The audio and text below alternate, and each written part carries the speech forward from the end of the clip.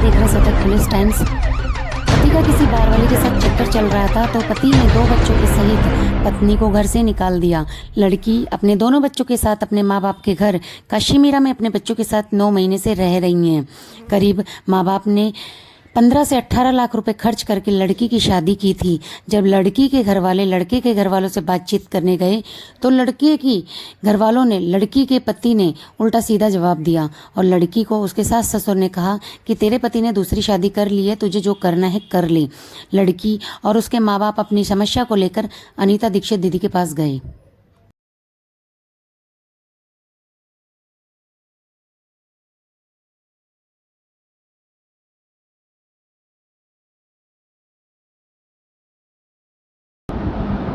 मेरी शादी 18/4/2017 में हुई थी। हम लोग गोलेगांव में रहते थे।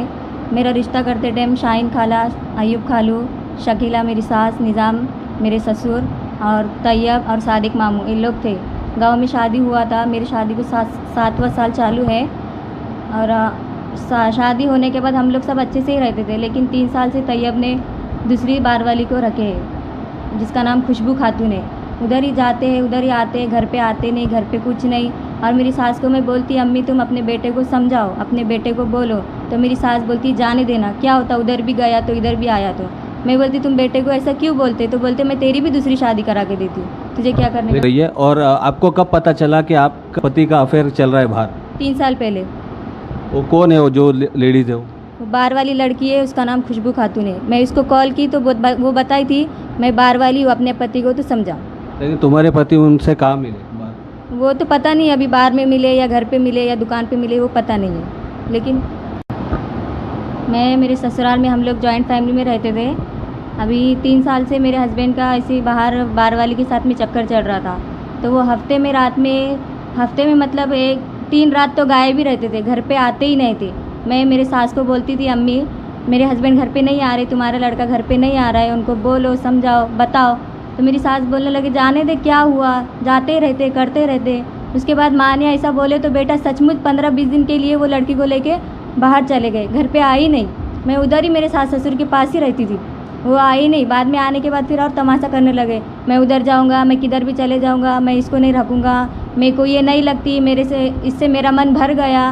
फिर ऐसे में बाप की, भाइयों की और उनकी लड़ाई हो गई घर में। तीनों की लड़ाई होने के बाद मैं अंदर घर में जाके बैठी थी और इसके मतलब मेरे हस्बैंड बोल रहे थे कि मैं ये घर में कभी आऊँगा नहीं, आऊँगा तो मेरा मुर्दा घर में आएगा। इसके लिए मैं अंदर घर में जाके बैठी तो मेरे ससुर बोले जा, बोले बेटा अस्मा तू उसके साथ में चले जा, ये कसमा खा रहा तू इसके साथ में चले जा। फिर मैं उनके साथ में चली गई। जाने के बाद मैं अलग रहने लगी। 5वें माले पे घर लिए और घर भी ऐसा लिए सब मतलब नाचने वाली के रूम के बाजू में मेरा रूम लिए मेरे हस्बैंड ने। वहाँ पे फिर रात में 3-3 बजे घर पे आने लगे, शराब पीने लगे, मारपीट करने लगे। मेरे सास ससुर 5 महीना में वहाँ पे रही। मेरे सास ससुर एक बार भी मुझे देखने के लिए नहीं आए, ना उनके बच्चे लोग को, ना उनके मेरे बच्चे लोग को कभी देखने के लिए आए। मेरे बच्चे लोग को मैं बोलती मेरे बच्चे लोग को ना ही कभी देखने के लिए आए। रात में 3-3 बजे मेरे हस्बैंड शराब पी के आते, मार दे। मेरे बच्चे लोग डरते उनसे, अब्बा मत मारो, ऐसा मत करो, फिर भी मारते थे। इतना बुरी तरीके से मारते थे कि आँख भी सब मेरा हरा नीला कर दिए थे। मार की वजह से मेरी लेफ़्ट साइड की फसली में सूजन आके पानी भर गया था। फिर भी वहाँ पे मेरे सास ससुर देखने के लिए एक बार भी नहीं आए, ना ही मेरे सास आए ना ही ससुर आए। आपके पति आपको मारते थे तो आप पुलिस वाले के पास नहीं गए? नहीं गए। मेरे अम्मी अब्बा अचानक वहाँ पे आए तो बोले क्या हुआ, मैं बोली ये मेरे को मारे। तो मेरे अम्मी बोलते थे वाशी हॉस्पिटल में चल, म्यूनसिपाल्टी में चल, वहाँ पे केस होगी। लेकिन इसके अब्बा मेरे को नहीं जाने दिए, नहीं यहीं पे बताता मैं मत जा बोल के नहीं जाने दिए हम लोग को उधर, मत जा बोले। अभी मैं इधर हूँ, 9 महीना से मेरी अम्मी के इधर हूँ। तो मेरी सास ने मेरी ननन को भी वो नाचने वाली के साथ में घूमने भेजे हजियाली। वो ऐसा नहीं सोचे कि अभी बेटी है कैसे उसके साथ में भेजना, उसके साथ वो आयशा को भी भेजे घूमने के लिए।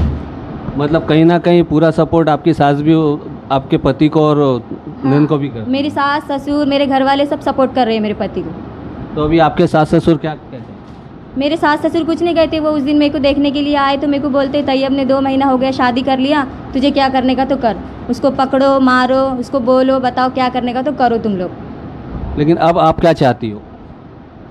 अभी क्या मैं उनको सज़ा देना चाहती थी, लेकिन अभी मैं तो लड़की हूँ, मैं तो सज़ा नहीं दे सकती। इसके लिए मैं ये कदम उठाई हूँ। मैं अनीता दीदी के पास आई हूँ, उनको बोली हूँ कि मेरा साथ दो, मेरे को सपोर्ट दो। इसके लिए मैं यहाँ पे आई हूँ। अनीता दीदी का कांटेक्ट आपको कैसे हुआ? अनीता दीदी का कांटेक्ट तो हाँ, मारपीट भी किए, वो गाली गलौज भी करते, बोलते तेरे से मुझे कोई मतलब नहीं है, तू रही भी मरी भी तो मुझे कुछ नहीं करने का है, तू मेरे माँ बाप को लग रही थी, मुझे नहीं लग रही थी। मेरे को एक बार ऐसे भी बोले थे, वो मेरे माँ बाप को लग रही थी, अभी तो मेरे माँ बाप के साथ ही रहे, मेरे को ऐसा बोले थे। लेकिन आपको इतने साल पहले मालूम पड़ा तो आपने अपने माँ बाप को नहीं बताया क्या? मैं मेरे माँ बाप को नहीं बताई कि मेरे माँ बाप टेंशन लेंगे, इसके लिए मैं उनको नहीं बताई। फिर 1 साल के बाद मैं उनको बताई। मैं उनको बताने के बाद जहर भी पीती। ये लोग मेरे को टेंशन दे रहे थे, टॉर्चर कर रहे थे। हम लोग इधर तैयब बोलते थे मैं किधर भी चले जाऊंगा, मैं ऐसा करूंगा, मैं वैसा करूंगा। मेरी सास भी बोलती थी तैयब तू उधर भी जा, इधर भी जा। इसके लिए मैं टेंशन से जहर भी पी ली थी। जहर पीने के बाद फिर मेरी सास ने 4 दिन के बाद मेरे अब्बा को फ़ोन किए, तुम्हारी लड़की ने जहर पी, और मेरा मोबाइल भी छीन लिए थे, मोबाइल भी फोड़ दिए थे। मैं शौहर को मेरे समझाती थी कि बाबा तुम मत जाओ, तुम उधर मत जाओ, ऐसा मत करो, वैसा मत, वो सुनते ही नहीं थे। और अभी भी वो मेरी सास का फ़ोन आया तो बोलते अभी खुशबू के पास ही वो रह रहा है, वो घर पे भी नहीं आ रहा है, वो ऐसा बोलते। मैं फ़ोन की तो बेटा आपके पापा क्या करते थे मम्मी के साथ? और आप मारते थे। मारते थे? किसको मारते थे? आपको मारते थे, मम्मी को मारते थे? मम्मी को। अच्छा, और फिर आप क्या करते थे बीच में? मैं खींचता था पर भी मेरे को मार देते थे। अच्छा, आपको मारते थे। आपको भी मारते थे मम्मी के साथ साथ, और गाली गलौज भी करते थे? मैं हॉस्पिटल में थी, मम्मी लेके आए थे टेम्बा हॉस्पिटल में।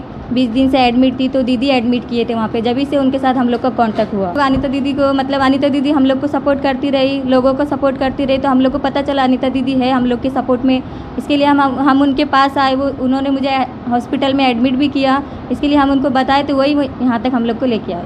मैं 9 महीने से मेरे अम्मी अब्बा के पास में ही हूँ। मैं हॉस्पिटल में एडमिट थी, 20 दिन एडमिट रही हूँ। वहाँ पे 20 दिन के बाद मुझे छुट्टी होने के बाद मेरे सास ससुर मुझे देखने के लिए आए, तो मेरे को बोलते कि तैयब ने वो बार वाली से शादी कर लिया, 2 महीना हो गया, तुझे क्या करने का तो कर। किसको बोल के उसको पकड़ने लगाओ, मारने लगाओ, उसको बोलने लगाओ, हम लोग कुछ नहीं बोलेंगे। अभी उसने दूसरी शादी कर लिया, अभी मेरे 2 बच्चे हैं, मैं किधर जाऊँ, किसको बोलूँ? अभी मेरे माँ बाप गरीब है, मेरे सास ससुरों को मैं बोलती तो वो सुनते नहीं, वो बोलते अब उसने कर लिया तो हम लोग क्या करेंगे।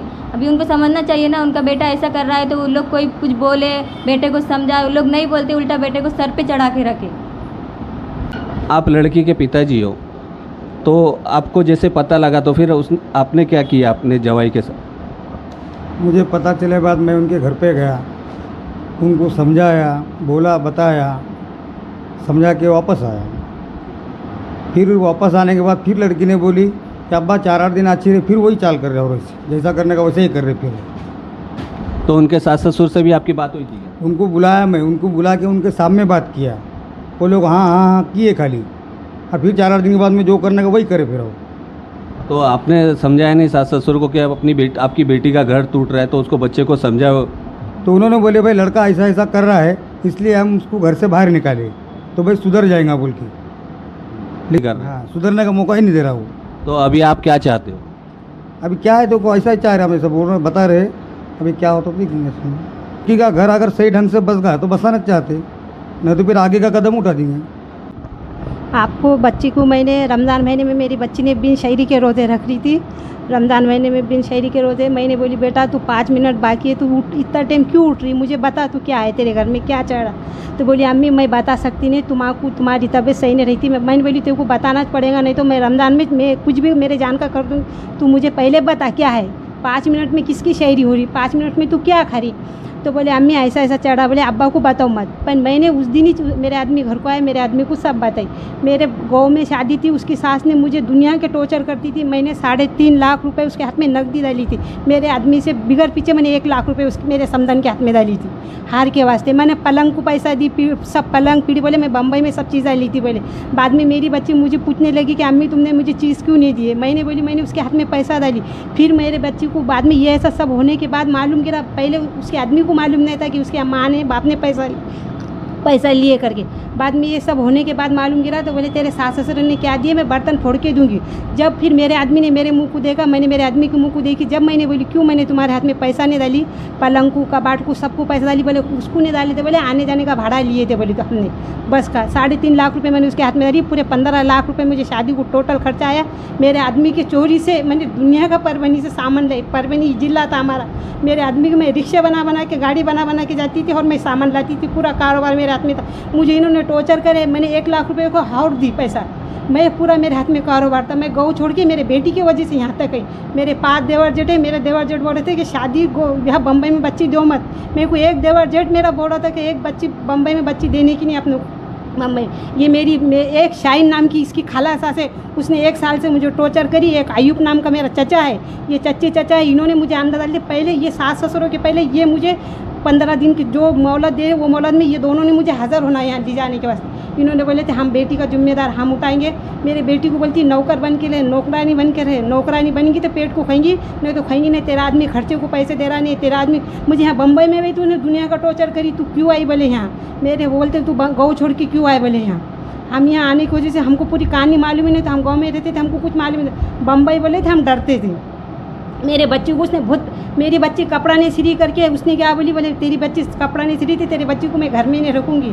मेरे वो शाहीन नाम की है, शाहीन ने बोली तेरे को 1 साल के बाद तेरे को एक झाड़ कम होगा बोले, जैसा गौ की बोली है ये, एक झाड़ गले में गिर के रोंगी तो तेरे को कम होगा। तो वो सही वो बात हो गई। वो सालिया नाम की छोकरी उसके संगत वॉचमैन बन के जाती थी मेरे बच्ची के संगत, उसकी खलेदी ननद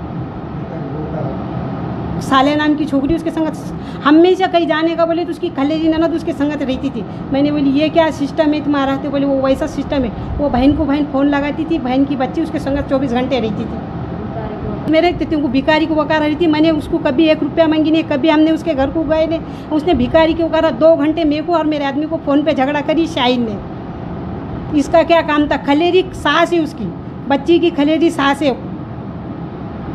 लड़की के सास ससुर क्या आपसे पैसे की मांगताज करते थे क्या? मांगता उन्होंने 1 साल पहले मैंने ये तारीख को रस्म करी थी। हाँ, अगले 1 साल के बाद शादी करी थी। 1 साल वो भाई मेरे घर को महीने में 2 चक्रा करती थी, ये नहीं ना वो नहीं ना, ऐसा नहीं ना वैसा ना। महीने में सरौन में मेरे घर को 15-15 दिन रहती थी। मेरे पूरे खानदान वालों को मालूम है कि मैं गाँव में रहती थी, तो 15-15 दिन मेरे घर को आके रहती थी। मुझे मेरे बच्चे को इंसाफ चाहिए और मुझे सही रास्ता चाहिए। मैं आने का दीदी के पास आए वाली है, मुझे वो इंसाफ दिलाने वाली है।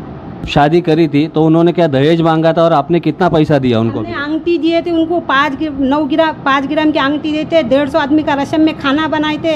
मैंने मेरे बच्चे को 200-250 दहेज दी थी, सब मेरे हाथ में कारोबार था। मैंने कितना खर्चा करी होंगी तो मेरे आदमी को मालूम नहीं। मैंने मेरे पास का दुनिया का पैसा क्यों, तो जो कर वो उसकी सास और उसकी वो शाहीन नाम की वो मुझे टॉर्चर करते थे और मेरे आदमी को कुछ खबर नहीं रहती थी। जो करूँगी मैं करूँगी करती थी। जो मेरे बच्चों ने बोले, जो मेरे बच्चों को मैंने मेरे आदमी को बिगड़ पीछे मैंने क्या एक चीज़ नहीं दूँगी। मैं हर गाँव को जाती थी, मैं मेरे आदमी की मुझे हर बात में मोक लिखती। मैंने उसका पूरा घर भरी। उसने मेरे बच्चे को ये सलाह दी, उसको कुछ ना कुछ उसको नशे दिला के रहूँगी मैं। अभी आप क्या चाहते हो? हाँ, मैं चाहती हूँ अच्छे से संभल गए, अच्छे से मेरे बच्चे का घर बस का। वो नाचने वाली के संगत में गए, उसके सास ससुर ने उसको अच्छे से रह के अच्छे से लेके गए। मेरे बच्ची का ख्याल ध्यान करे, मैं भेजने को तैयार है। 9 महीने से बच्ची मेरे पास है। महीना भर मेरी बच्ची अस्पताल में दवाखाने में थी। मेरे बच्ची को ना सास ससुर ना कोई उसका आदमी एक फ़ोन नहीं करे, एक देखने को ना आया। रमज़ान महीने में मेरे आदमी ने, मेरे बच्चों ने, हमने रोज़े रख के हम हमारे बच्ची के पास भागे, पर उसके सास ससुर कोई नहीं आया। उल्टा उसने उसके खुद के बेटी को नाचने वाली के संगत एक दिन हाजी अली को भेजे वाला है। वो भी पूरा हमारे पास सबूत है। जब आपको पता लगा कि आपका जवाई एक बारवाली के साथ रहता है, तभी आपने कोई कदम उठाने की कोशिश नहीं कदम करी? उठाने की कोशिश करे, पर बच्ची को देख देख के अपन क्या कर सकते हैं। अपन अपनों को कुछ मालूम नहीं था। बम्बई बोले तो हमारा जी डरता था, कुछ मालूम नहीं था, कुछ मालूम।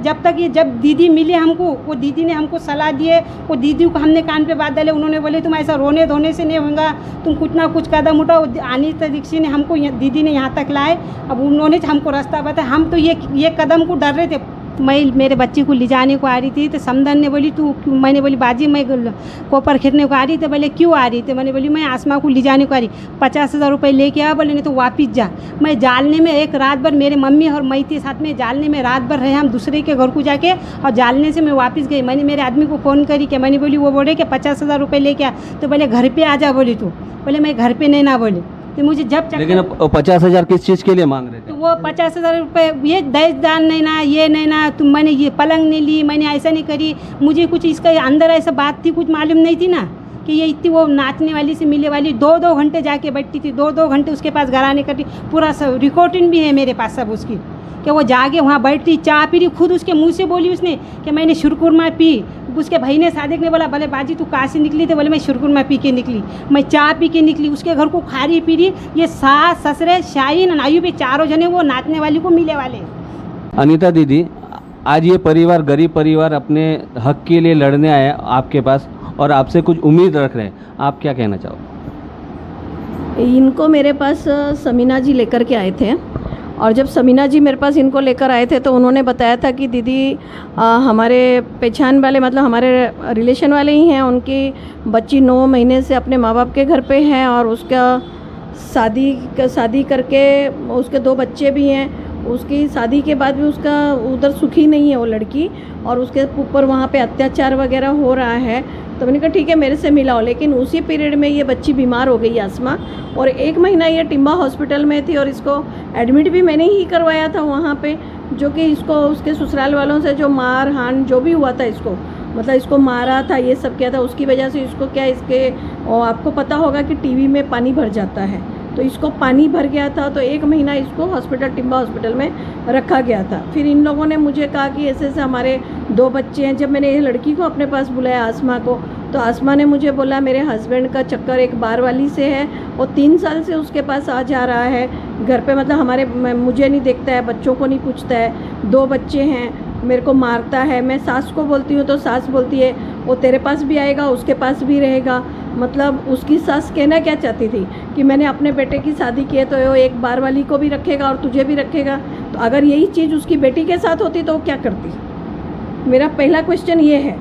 दूसरी बात ऐसी है कि आज मैं ये कहना चाहूँगी कि इसके ये जब शादी उस घर की ये मालकिन है और इसका पूरा हक बनता है अपने ससुराल में जा कर के रहे, तो मैं एक ही उन लोगों से भी, इसके ससुराल वालों से कहना चाहूँगी कि हम आपको 10 दिन का जो टाइम दे रहे हैं, 10 दिन में आकर के आप मिलिए, अपनी बहू को यहाँ से लेके जाइए, बच्चों को लेके जाइए और इनको अच्छे से रखिए। अगर इनके ससुराल में जाने के बाद भी आसमा के साथ कुछ गलत होता है या कुछ भी ऐसा कुछ होता है तो उसके जवाबदार उसके सास ससुर, उसकी ननद, उसके पति और वो बाहर वाली और जो भी इनके रिश्तेदार हैं जिन्होंने शादी कराई वो रहेंगे, मैं ये कहना चाहती हूँ।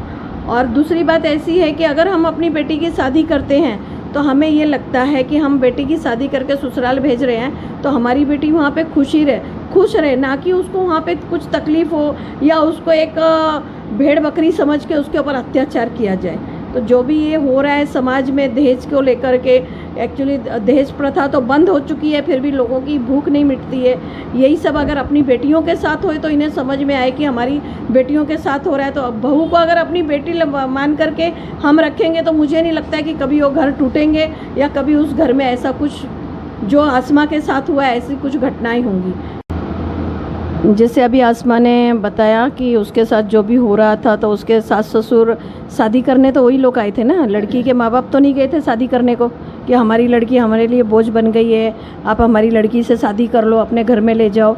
जब लड़की का शादी उन्होंने किया तो उनको ये समझ में आना चाहिए कि ये हमारी बहू है, ये बच्चे हैं, ये बच्चे लेकर के कहाँ जाएगी। अब जो इस तरह से इसके ऊपर अत्याचार किया जा रहा है, ये सब किया जा रहा है, पर हम उसको फिर भी एक मौका दे रहे हैं कि ठीक है अगर सुधर जाते हैं तो ठीक है, नहीं तो फिर कानून कायदे के हिसाब से जो भी होगा वो किया जाएगा। और अपने हमारे NGO के माध्यम से फिर मैं ये सारी कार्रवाई